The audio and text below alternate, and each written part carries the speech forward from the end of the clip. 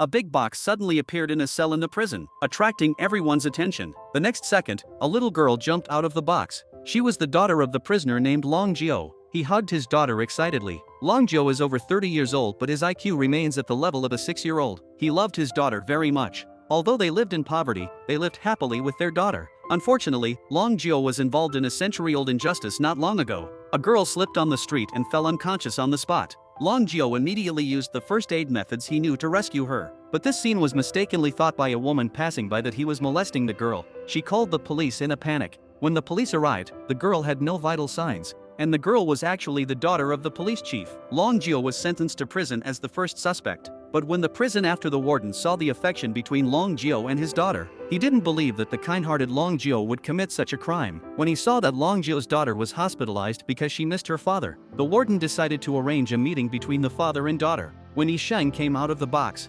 Long Jio hugged her and cried. The prisoners were all stunned. The prison guard smiled and explained that this was the warden's intention. From then on, laughter was often heard from cell number 7. These once fierce prisoners would often tell Yi Sheng stories gently. Everyone seemed to be moved by this father and daughter. The warden also decided to re-investigate the case. He retrieved Long Jio's confession from the police station. It was clearly organized and didn't look like something a mentally retarded person could write. Colleagues at the police station advised him to forget it because it was the director's daughter who died. But the warden must let the truth come to light. The more he investigated, the more doubts he had. At the same time, the prisoners in cell number 7 also began to analyze the real cause of death of the director's daughter. They slowly restored the scene through Long Jio's description. Finally, they discovered the truth. The temperature that day was very low and the road was icy. The little girl accidentally slipped and hit the back of her head because she stepped on the ice. And Long Jio only did artificial respiration, the first aid method he had learned, on the girl. But the police, eager to convict him, took this as evidence of molesting the girl. In order to help the police chief find the murderer as soon as possible, they created this huge injustice.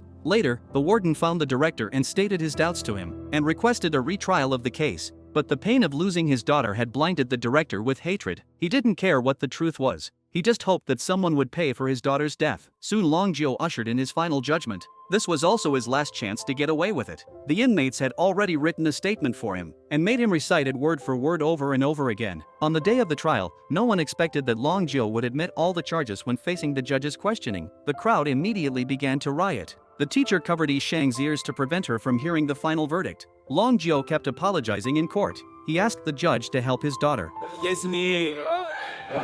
예승이 도와주세요. 우승지 예승이.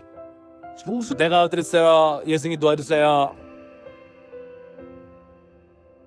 It turned out that the day before the trial, the police chief found Long Jio. He threatened Long Jio that if he did not plead guilty, he would make his daughter end up like his own daughter. Long Jio understood his threat. In order to protect his daughter, he could only admit all the charges. The final verdict was as expected, but no one in the prison was willing to accept this result. They united the prisoners in the entire prison to plan a grand jailbreak, and everyone participated in this plan.